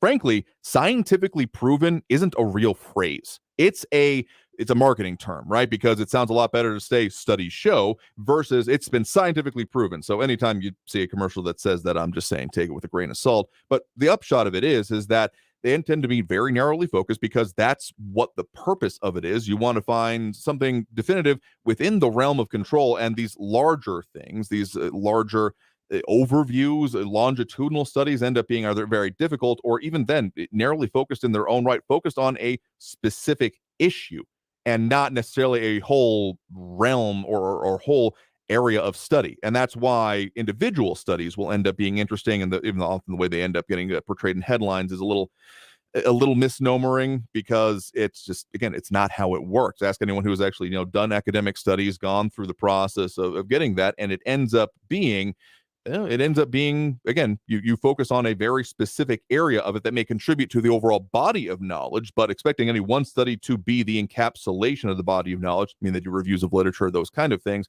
it's just kind of not reasonable and not how it works. Right, and point taken.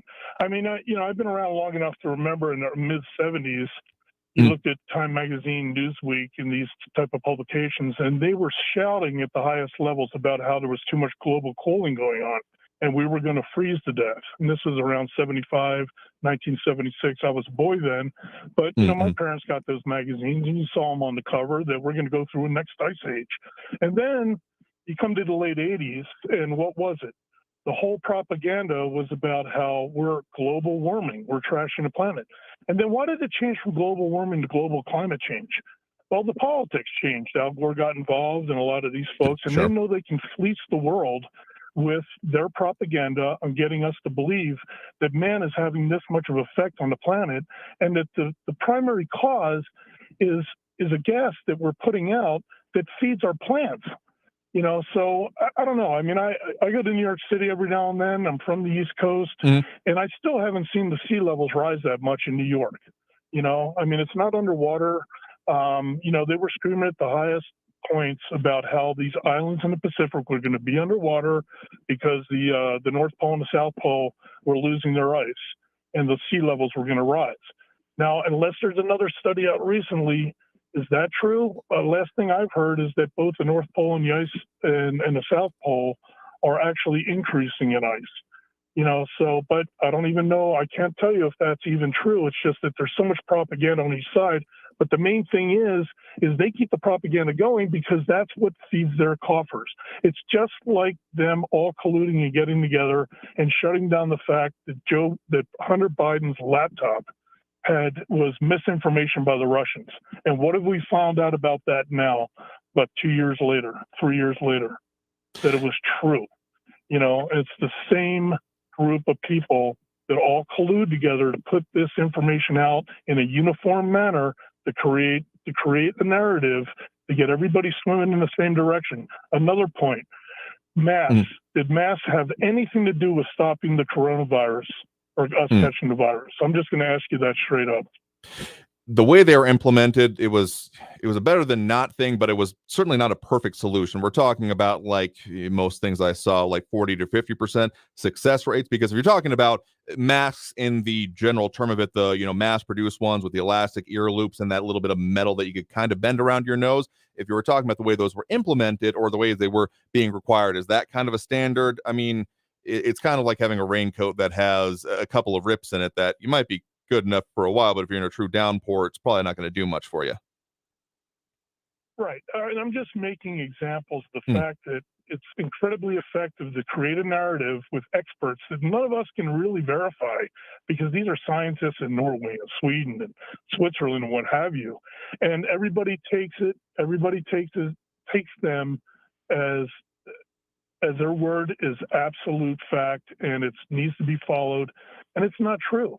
And that's the problem with it. And if you look at it, the motivation behind these folks, if they didn't get the money from the taxpayers, funneled through the taxpayers all the way up through NASA and through NOAA and through all these organizations, they wouldn't produce this much propaganda about global climate change and the fact that we have to identify CO2 as a pollutant. I mean, this is absurd. The fact that they even did that just shows you that it's really a political rigged game, and that's what it's truly about. It's about getting power, and it's about controlling us. So that's my final thought there. All right, well, fair enough. Well, appreciate the point in the call. You have a good one there. All right. Let me just put it this way here. I think that there is, again, reason I think the part that is most important to talk about is about, what to be done about this, because I'm going to say that, I'm sure there's someone out there that has thought, I'm going to put out some information to justify my thing. I mean, the whole throwing an arrow and painting the target around of it kind of phenomenon. But for most people I know who are, in academics and doing science, doing studies about things, don't know if I know anyone specifically doing this type of work, but I know people are like, say, planetary geologists, worried about going to the next era of space exploration, that kind of thing. And so there's work that they do, and they hope it can end up being useful, but they're just interested in the pursuit of it overall. So the propaganda aspect of it, I'm not going to say is coming from those putting forth the studies. I mean, there is the whole publish or perish. You have to keep putting out information. Otherwise, how do you justify your existence in this type of position? And that has its own kind of incentivization. That certainly exists, but that the propagandization, if it happens not necessarily from the production of it, but then again, of how it's received and then how it ends up being used. Because again, the problem solution. And if you're suggesting a problem without a solution, most people say, like, oh, it just sounds like you're complaining, as opposed to saying, okay, but what do you want to do about it?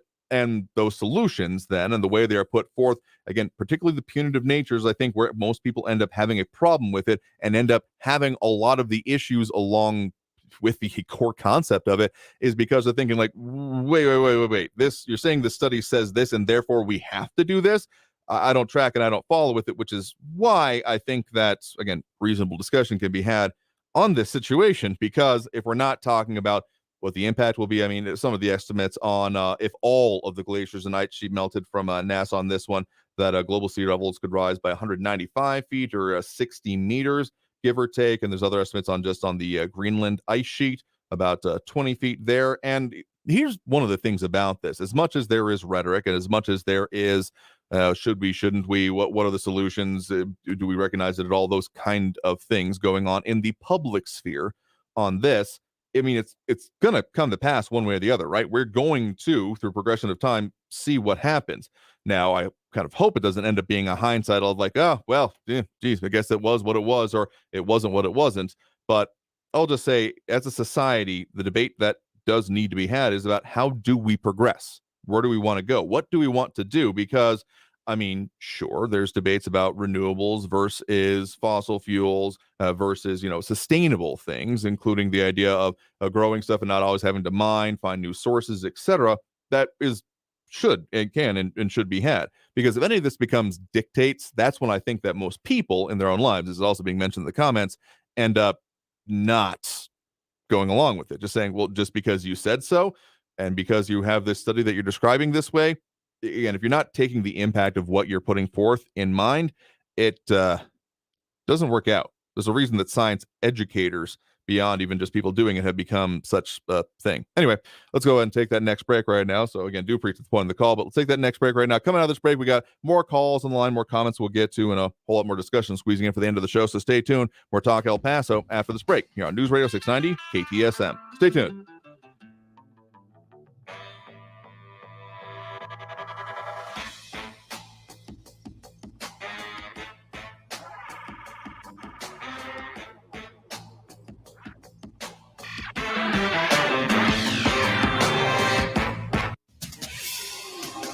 El Paso's News Radio 690 KTSM. I'm Fidel Moreno Mesa with your CBS 4 News Update. The El Paso Police Department is investigating a shooting in East El Paso that left one person dead and 5 people hospitalized. The incident happened at 1160 Airway just after midnight Thursday. An argument began inside a bar in the area and was taken into the parking lot, according to police. The shooter was shooting at random at people in the parking lot, according to officials. This is a developing story. We'll bring you updates as we get them. 3 El Paso police officers were arrested in connection to a hit-and-run incident in central El Paso in March. The officers arrested were Isaac Menchaca, Enrique David Mendoza, and Aaron Poblano. The incident happened at the 3600 block of East Yandel back on March 5th. Officers responded to the hit-and-run incident. The investigation determined that Menchaca struck 2 vehicles that were properly parked and fled the scene of the accident. For more news headlines, head to our website, cbs4local.com. I'm Fidel Moreno Mesa with your CBS 4 News Update. News Radio 690. Traffic all day. In the Spaghetti Bowl, an earlier crash on I-10 eastbound at Copia Street exit is causing delays. A multi-vehicle accident there blocking the right lane. I-10 eastbound slow from Piedras to Hawkins with a 7-minute delay. I-10 westbound at the Patriot. The exit ramp and right interchange ramp to the port of entry is blocked due to heavy traffic. An accident reported northbound Mesa Street at University. Carrie Edwards, El Paso traffic. From the KFOX 14 Severe Weather Center, I'm Chief Meteorologist Brad Montgomery. Weather warning continuing for heat. We have a heat advisory all the way through the weekend, expiring Tuesday morning. We're talking hot numbers right through the weekend. 105 for tomorrow, 30% chance of showers and thunderstorms for your Saturday. Partly cloudy skies, 10% chance of a storm, high around 105. We do go drier into early next week. Just partly cloudy for your Sunday, high around 106. From the KFOX 14 Severe Weather Center, I'm Chief Meteorologist Brad Montgomery. This report is sponsored by Wendy's Late Night, open until midnight or later. Wendy's is open until midnight or later, which means all your favorite menu items are up later too. The Baconator still tastes just as juicy and bacony at night. So listen to that craving and turn in for the night at a Wendy's drive-thru. Hours may vary at participating U.S. Wendy's. Attention business owners. Was your company impacted during COVID? If you had W-2 employees during 2020 and 2021, you may be entitled for up to $26,000 per employee through the Employee Retention Credit Program. This is not alone. The IRS paid back billions already. We've helped thousands of businesses just like yours. So let us help you. At ERC Business Solutions, we make it simple. We do it all for you, so you won't have to worry about the complex application process. There's absolutely no risk. If you don't get paid, we don't get paid. Most businesses do qualify, even those with no decline in revenues or those that already got PPP. Discover how much you can claim. There's no cost or obligation. Call now, 800-200-2250. That's 800-200-2250. Get up to $26,000 per employee. Call 800-200-2250. 800-200-2250. Keep your family and livelihood safe with Mazer Security Alarms. Systems start at under $35 per month. No job is too small or too large. For your free quote or to upgrade your existing system, call Mazer Security Alarms at 915-590-0033. Wendy's is open until midnight or later, which means all your favorite menu items are up later too. The Baconator still tastes just as juicy and bacony at night. So listen to that craving and turn in for the night at a Wendy's drive-thru. Hours may vary at participating U.S. Wendy's. This report is sponsored by Wendy's Late Night, open until midnight or later. Weather and traffic info. You need it? We have it.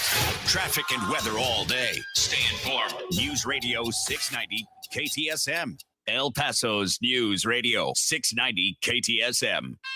Live from the KTSM AM 690 studios, it's Talk El Paso with Andrew J. Polk. To be a part of the show, call 915-544-KTSM or follow on Facebook at facebook.com/Talk El Paso. Now here's your host, Andrew J. Polk. Thank you all so very much for joining us here for Talk El Paso, airing live on News Radio 690 KTSM. I'm your host, Andrew J. Polk. Thank you for tuning in, however you may be doing so, be it on air, online, live streaming through the free and reliable iHeartRadio app, or joining us over on the various social media pages. We're up on these days, Facebook, YouTube, Twitter, and Twitch.tv, either under Talk El Paso or Andrew J. Polk. And again, a lot going on here, a lot we're talking about. And of course, Talk El Paso brought to you in part by Sunland Park, Chrysler, Dodge, Jeep, Ram, Fiat, right across I-10 from currently Sunland Park Mall. I wonder how they're going to change that line here, what becomes the Shops at Solana. But in the meantime, again, to find them 950 Crockett Street across I-10 from that big mall on the west side. I guess it's the best way to put it for now, for safety's sake. And of course, one of our new sponsors you may have heard there during the break, Mazer Security Alarms Inc. Here in El Paso, 1982. They've got any size project, any budget. They can work with you for either home, professional, remodel, refit, whatever you need. Mazer Security Alarms. Give them a call, 915-532-5033. Anyway, a lot more talking about, a lot that we got going on here today. So let's go ahead and get back to those phone lines right now, squeezing in what we can before the end of the program here. We do have Jeff on the east side here with us right now. Jeff, thanks for joining us.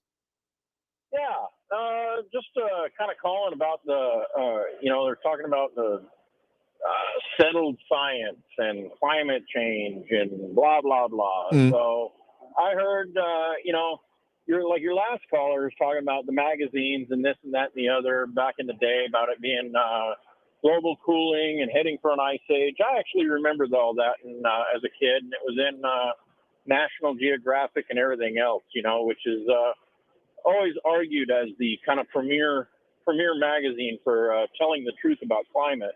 But yet a little over a decade later, it was, as he said, climate, global warming, and now it's climate change because they can't decide whether it's actually cooling or warming, and so they can just say it's changing. Now, all that being said, your bookmark as far as when you go to start all your analysis, that changes everything. If you put it, if you put your starting point back in the 1960s, you're going to have one outcome. If you put a starting point back in the 1860s, it's going to be a different outcome, and so on and so forth throughout time. So you can argue that till you're blue in the face, but I got a simple question, should be pretty easy to answer. Okay. Now, this question is based on a little bit of knowledge of insurance and how it works out when it comes to areas that are highly volatile forest fire areas. Homeowner insurance will stop insuring in areas that are known for fire insurance. Sure. Because it makes them go bankrupt, because it's a known thing that's going to happen there. So now, if you think or it's a fact that the sea levels are going to rise in a decade or 20 years or 30 years from now, what insurance on this planet is going to insure anyone who buys a beachfront property? Anyone. I mean, there's already the whole flood zone. That's the part I'm more familiar with because it does happen in our area. Not to a extent you're talking about there, but the whole flood zone things. I actually had a friend who recently bought a house that they realized, oh, hey, this was not part of the disclosures. We'll still go through it, but they asked for a couple more $1,000 off of the deal kind of thing of figuring that out because they're going to have to get more insurance based on that of it. So, yeah, it exists in a lot of different ways. Other hazards because, of course, insurance, its model is predicated on most people not needing it. Therefore, they will pay out and still make their own money for those that do end up getting it. It's one of the reasons that with the whole Affordable Care Act, they were trying to put in the requirement for it because that was the bargain being made with insurance companies to get rid of the pre-existing conditions part of it. So, yeah, I mean, I guess I haven't seen that. I guess I haven't really ever had a particular interest in beachfront real estate. I mean, I'll visit it. That's fine. But given the fact that even outside of this, hurricanes, floods, and other major storms exist, it's never been a particular interest to me. I'll like even on a lake necessarily. So that's I guess that's kind of my perspective on it. It's outside your interest, so therefore you're not concerned about it. But fair enough. From an insurance's point of view, I don't care if it's homeowner, I don't care if it's flood insurance. If you have a homeowner come to you and say, I want my home insured, and it is sitting on the Florida coast, and you're sitting there looking at what you think is truly climate change and going to have the waters rise by 10 feet, then you know for a fact that probably for at least 100 plus years after that, until, humans are gone and the sea levels can go back to normal, you basically have to pay out every one of those houses along that entire area. And if it rises to the level that they're talking about, you're looking at half the United States is gone. So what insurance company is going to cover you? None. What mortgage company will give you a mortgage based on that? None. It's all political. It's all about padding pockets. It's all about how can I get rich by scaring other people, period. That's it. I mean, they went through a whole thing with trying to reduce what was it? It was about 15 years ago or whatever. They did a whole reduction of sulfur in fuels because it was creating greenhouse gas, and it was causing the globe to warm. But yet every single time a volcano erupts, it dumps so many metric tons of sulfur into the atmosphere that the globe cools. So how do you explain taking it out of fuel makes things get cooler, but adding it via a volcano makes it warm? None of it makes sense. None of it. And they know that they got everybody confused on it, and they can just sit there and make money like nobody's business. And in the meantime, all of us, quote unquote, fools, useful idiots around the country, around the world, are throwing all of our money right into their pockets because you can buy a carbon credit to make yourself better and greener. The heck is a carbon credit? And where can I hold one so I can put it on a shelf in my house and say, that's what I bought? It doesn't exist. It's something that just pads a politician's pocket. That's it.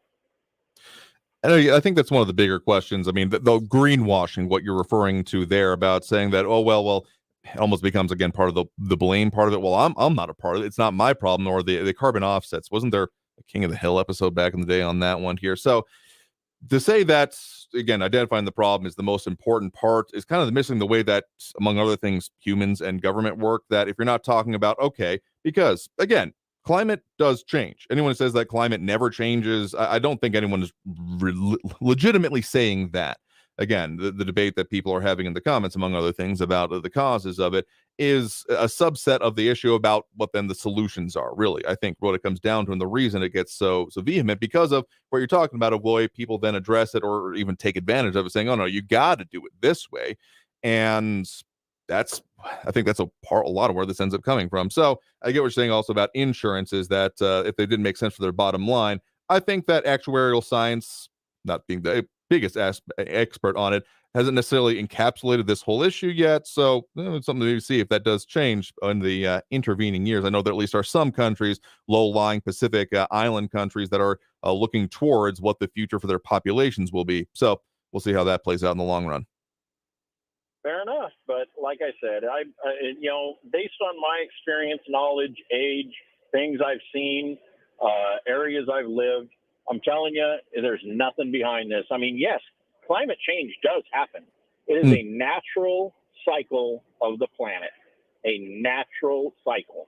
And there's nothing we can do to make it better or worse other than, I guess we could burn down all the rainforests and make things a whole ton worse. And I mean, burn them all down at one shot right now. Just do it. Get it all done. And we'll just get it all taken care of. And that's how we could affect things. But even the scientists have already said you could set off every nuclear bomb on the planet. You could set them off all in the South Pole and you wouldn't hardly even touch it. You'd only melt the polar ice cap by maybe a 1/16 of an inch.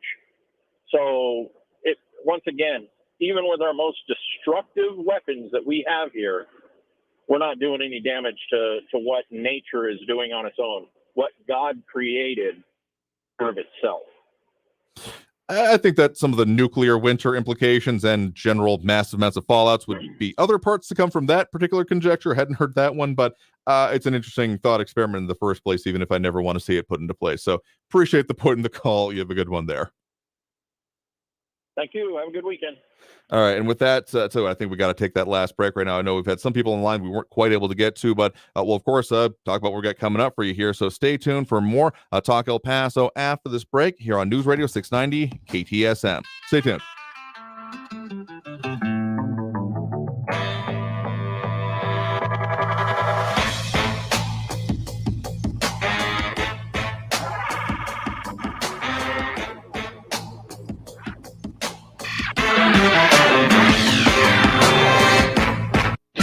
Traffic all day. News Radio 690. In the spaghetti bowl, an earlier crash on I-10 eastbound at Copia Street exit is causing delays. A multi-vehicle accident there blocking the right lane. I-10 eastbound slow from Piedras to Hawkins with a 7-minute delay. I-10 westbound at the Patriot. The exit ramp and right interchange ramp to the port of entry is blocked due to heavy traffic. An accident reported northbound Mesa Street at University. Carrie Edwards, El Paso traffic. This report is sponsored by Wendy's Late Night, open until midnight or later. Wendy's is open until midnight or later, which means all your favorite menu items are up later too. The Baconator still tastes just as juicy and bacony at night. So listen to that craving and turn in for the night at a Wendy's drive-thru. Hours may vary at participating U.S. Wendy's. Are you a business owner, CEO, or responsible for marketing? If you are, iHeartMedia can help you reach your goals and find new customers. We reach more consumers in your target area than anyone else, and we can give you access to those potential customers more cost-effectively across radio, digital, podcasting, and social. We'd love to show you how iHeartMedia can work for you. Get started today at iHeartAdvertising.com. That's iHeartAdvertising.com. Hi, I'm Burt Ward, Robin from TV's Batman, inviting you to feed your dog natural, non-GMO, Gentle Giants dog and puppy food. Dogs eating Gentle Giants and following our special feeding and care program are living as long as 27 healthy, active years with a wonderful quality of life. Holy wow, 27 years! Think of all the extra years you could enjoy with your dog at Target, H-E-B, and stores near you. Try Gentle Giants cat and kitten food, too. There's a right way and a wrong way to fight off mosquitoes. Karate chopping the air, in a public place, in front of your kids and their friends, Mom, is the wrong way. Using Stem mosquito repellent is the right way. Stem effectively repels mosquitoes by harnessing active ingredients found in plants like lemongrass and peppermint, making it safe for use as directed around people and pets. Stem, rooted in nature, optimized by science, and embarrassment-free. Blue Star medicated ointment works fast to relieve the pain and itch of almost any skin irritation. It's amazing. It's like as soon as you put it on, you can feel it working. We've had Blue Star in the family for years. It works on everything. I love the cooling sensation on my athlete's foot. What a relief for my eczema. Nothing worked on my dry, cracked skin until I tried Blue Star. Blue Star is great for scalp itch. Look for the white box with the blue star in the first aid section. Feel Blue Star work fast or your money back. Did you know that only 2 in 10 El Paso County students graduate with a bachelor's degree? By supporting Border Youth Athletic Association's mission of educational attainment, you will create a long-lasting impact in our students' lives. Your monthly donation enables 4th through 12th grade students access to after-school programs, providing a safe and healthy environment. BYAA engages and empowers El Paso's future through mentorship and leadership development. We believe every player who gets an education wins. Do you? Go to borderyouth.org and show your support for our youth today. News Radio 690 KTSM. Live from the KTSM AM 690 studios, it's Talk El Paso with Andrew J. Polk. To be a part of the show, follow on Facebook at facebook.com/Talk El Paso. Now here's your host, Andrew J. Polk.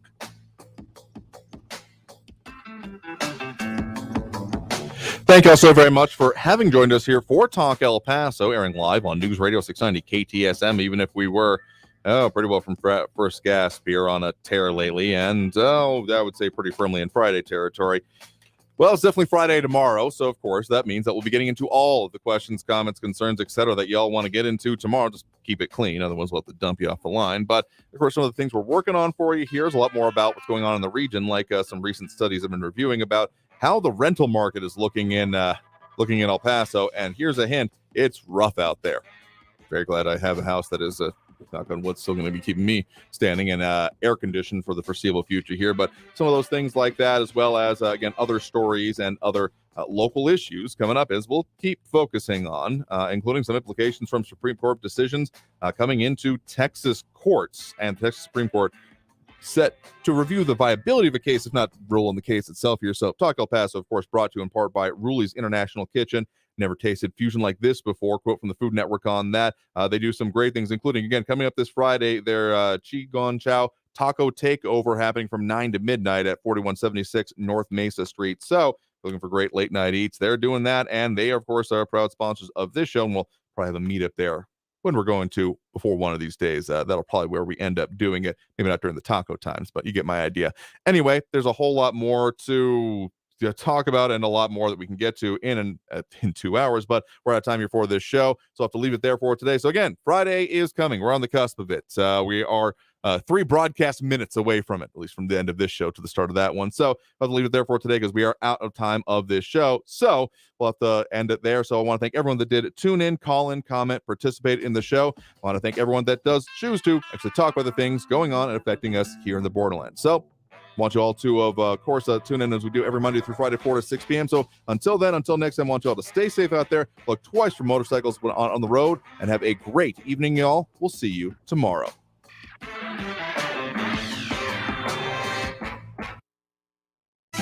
Traffic all day.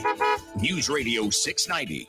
That crash on I-10 eastbound at Copia exit is finally cleared. All lanes are back open. Still some delays there. I-10 westbound has 15-minute delays due to a truck that stopped in the center lane westbound on the 10 at Yarborough. And police have blocked off a portion of a parking lot right at the intersection of North Mesa and Brentwood due to a police matter. Avoid that area. Carrie Edwards, El Paso traffic. Protection for all, peace of mind for you. For over 40 years, Mazer Security Alarms has proudly served El Paso with superior service and protection. Locally owned and operated, Mazer Security Alarms created Super Switch technology to prevent false alarms and keep your business and family safe. You can afford the best. For your free quote or to upgrade your existing system, call Mazer Security Alarms at 915-590-0033. That's 915-590-0033. Mazer Security Alarms. The El Paso Community Foundation supports the causes you feel passionate about here in the borderland, whether it's education, social services, arts and culture, the environment, health, or economic development. The El Paso Community Foundation has been promoting philanthropy and progress in our hometown region for more than 45 years. Make your mark with us. Start a fund today for good, for El Paso, forever.